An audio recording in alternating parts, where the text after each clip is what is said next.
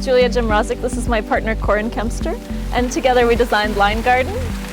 We're Canadian architects, artists, designers, and we live in Buffalo, New York. We were really excited to be invited back to Métis this year, to Redford Gardens, and have the opportunity to reinstall Line Garden. So last year we created a completely horizontal garden using this plastic safety barrier tape.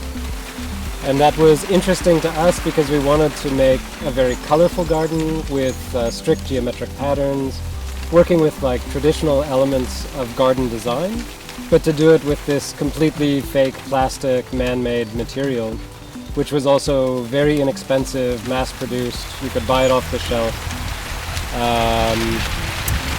And then what was especially interesting is it's normally a material used on construction sites where you make a perimeter to keep people out of an area. And instead we wanted to use it to create a space that invited people inside. And in fact, that's really, really important to us, is that people not only see the garden from the outside, but actually come inside, sit down and look at the garden while being in it. So it's about the experience of being inside the garden. So to help that, we designed also these chairs, which the people here at the garden manufactured for us, to really get people down at a level where they were at eye level with the garden, but that they also could kind of look under the garden and not just from above.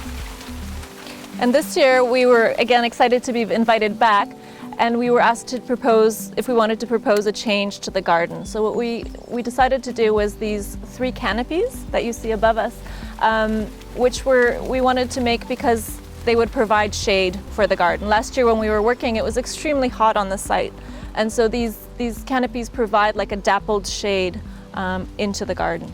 And the challenge for us then was, given that last year the garden was so horizontal, we thought, how can we make the shade but in a vertical way? Work with the same material, the same colors, but in a different orientation.